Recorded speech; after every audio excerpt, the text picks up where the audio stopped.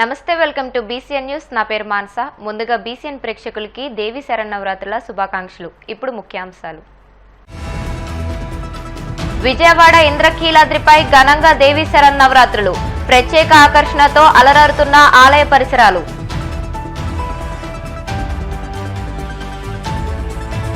ప్రజా సమస్యల పరిష్కారమే లక్ష్యంగా ప్రజా దర్బార్. ఉండవల్లిలోని లోకేష్ నివాసానికి వచ్చి అర్జీలు అందజేస్తున్న ప్రజలు. లడ్డూ వివాదంపై అసత్యాలు సరికాదు, ఇచ్చిన హామీలపై దృష్టి పెట్టాలన్న మాజీ కేంద్ర మంత్రి చింతా మోహన్. పవన్ కళ్యాణ్ వ్యాఖ్యలపై కాంగ్రెస్ సీనియర్ నేత తులసిరెడ్డి చలోక్తులు. సనాతన ధర్మం గురించి మాట్లాడటంపై సెటైర్లు. బెజవాడలోని ఇంద్రకీలాద్రిపై కొలువైన దుర్గమ్మ ఆలయంలో దేవి శరన్నవరాత్రి ఉత్సవాలు ఘనంగా జరుగుతున్నాయి. నవరాత్రుల్లో భాగంగా దుర్గమ్మ అమ్మవారు రోజుకో విశిష్ట అలంకరణలో భక్తులకు దర్శనమిస్తున్నారు. విద్యుత్ దీపాల వెలుగుల్లో ఆలయం దేదీప్యమానంగా వెలుగుతోంది. మంగళప్రదమైన దేవతను దర్శించుకునేందుకు భక్తులు వేకువజాము నుంచే బారులు తీరారు. శ్రీ మహాలక్ష్మి అమ్మవారిని దర్శించడం వలన ఐశ్వర్య ప్రాప్తి, విజయం లభిస్తుందని భక్తుల విశ్వాసం. రాత్రి సమయంలో కనుల విందుగా చేసే అమ్మవారి సన్నిధిని అత్యంత సుందరంగా ఆలయ అధికారులు తీర్చిదిద్దారు.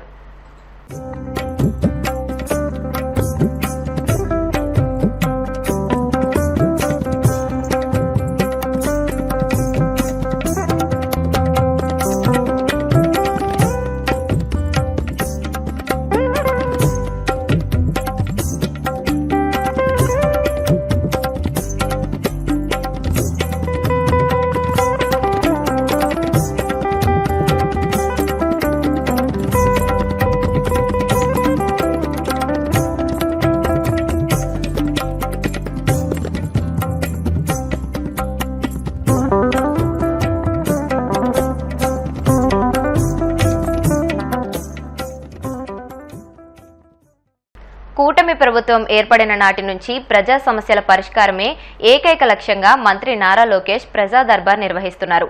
తాను ప్రాతినిధ్యం వహిస్తున్న ప్రజల యోగక్షేమాలు తెలుసుకోవడమే కాకుండా రాష్ట్ర స్థాయిలో ప్రజా సమస్యల పరిష్కారమే లక్ష్యంగా ఉండవల్లిలోని తన నివాసంలో ప్రజా దర్బార్ చేపట్టి ప్రజల నుంచి అర్జీలను స్వీకరిస్తున్నారు. సమస్యలు చెప్పుకునేందుకు వస్తున్న వారి నుంచి అర్జీలను స్వీకరించి వారి సమస్యలను ఓపికగా వింటూ హామీకి పూర్తి భరోసా కల్పిస్తున్నారు. అర్హత ఉన్న పెన్షన్లు అందలేదని, గత వరదలకు తమ సామాగ్రి పూర్తిగా పాడైందని ఆదుకోవాలంటూ మంత్రి నారా లోకేష్ ను ప్రజలు వేడుకున్నారు.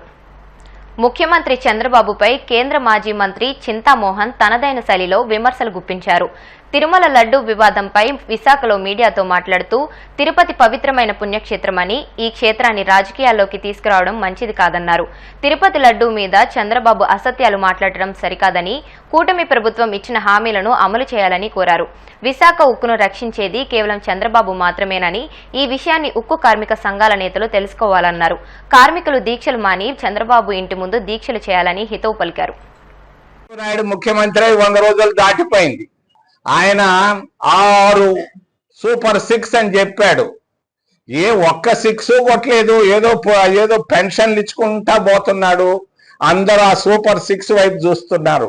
సూపర్ 6 వెంటనే రేవంత్ రెడ్డి అక్కడ ముఖ్యమంత్రి కర్ణాటక వాళ్ళలాగా సూపర్ 6 కంప్లీట్ చేయాలని తెలియజేస్తూ ఆంధ్ర అంటే 2 అంటున్నాడు. ఏపీ అంటున్నాడు. ఏ అంటే అమరావతి, పి అంటే పోలవరం. ఏంటి అమరావతిలో 1000 కోట్లు పోస్తున్నారు, కృష్ణానదిలో కడుతున్నారు. ఇదేమన్నా ఆలోచనో అనాలోచనో నేను మాట్లాడదలుచుకోలేదు, కానీ ఆలోచించాల్సిన అవసరం కూడా ఉంది.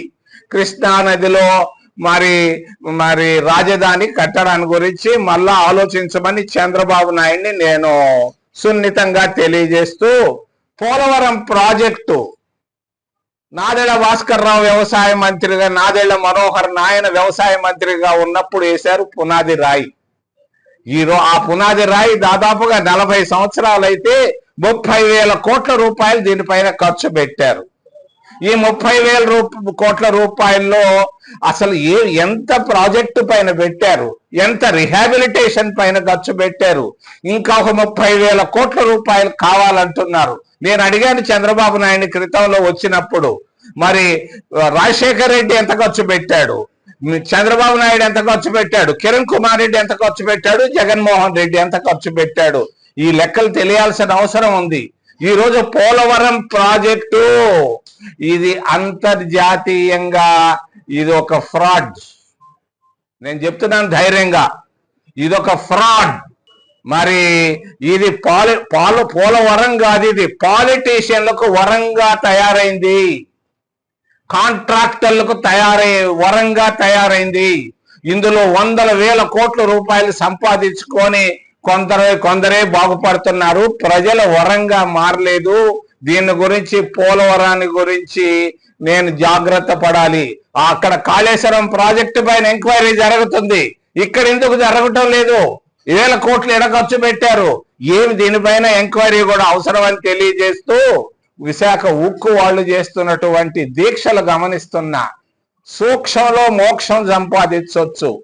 ఇది ఒక్కటి సమస్యను తీర్చగలిగినాడు చంద్రబాబు నాయుడు ఒక్కడే. మా కాంగ్రెస్ పార్టీ అధికారంలో వచ్చినప్పుడు 5 నిమిషాల్లో ఆర్డర్ తీసిస్తా, అభివృద్ధి చేయిస్తా. మేము అధికారంలో లేము. ఈ రోజు దీన్ని సమస్యను పరిష్కరించగలిగిన వాడు ఒక్కడు.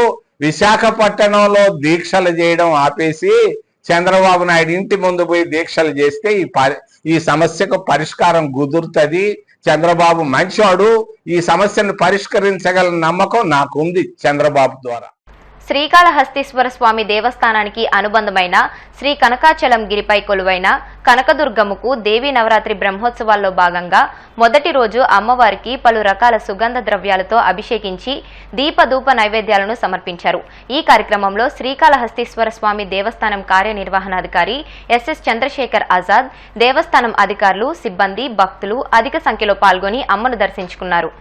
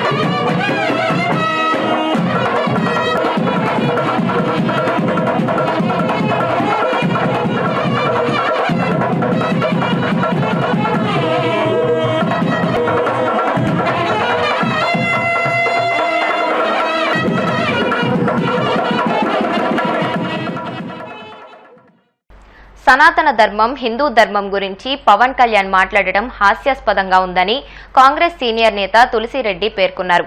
కడప జిల్లా వేంపల్లిలో ఆయన మీడియాతో మాట్లాడుతూ తాను హిందువునని, తన ప్రాణం పోయే వరకు సనాతన ధర్మం కోసం పోరాడుతానని పవన్ కళ్యాణ్ వ్యాఖ్యానించడం ఆత్మవంచనేనని అన్నారు. పవన్ కళ్యాణ్ ప్రాయశ్చిత్త దీక్ష అనే డ్రామా అట్టర్ ఫ్లాప్ అయిందని, ఇప్పటికైనా డ్రామాలు మాని పవన్ పాలనపై దృష్టి పెట్టాలని హితబోధ చేశారు. గ్రామీణ రోడ్లు అధ్వాన్నంగా ఉన్నాయని, అటవీ అనుమతులు రాక అనేక జాతీయ, రాష్ట్ర ప్రాజెక్టులు, రహదారులు పనులు ప్రారంభం కాలేదని గుర్తు చేశారు. సనాతన ధర్మం గురించి, హిందూ ధర్మం గురించి జనసేన అధ్యక్షులు, రాష్ట్ర ఉప ముఖ్యమంత్రి పవన్ కళ్యాణ్ గారు వ్యాఖ్యానించడం చాలా హాస్యాస్పదంగా ఉంది, విడ్డూరంగా ఉంది. ఇది ఎలా ఉందంటే, అమ్మకు అన్నం పెట్టని ప్రబుద్ధుడు పిన్నమ్మకు బంగారు గాజులు చేస్తానట్లుంది.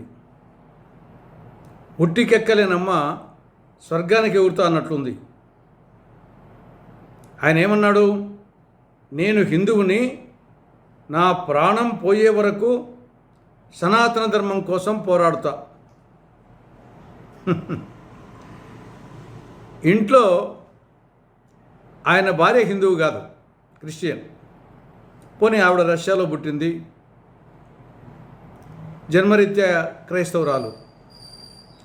కానీ కూతురు విషయమేమి, ఆయన కూతురు కూడా హిందువు కాదు, ఆవిడ కూడా క్రైస్తవ మతాచారాలు పాటిస్తుంది.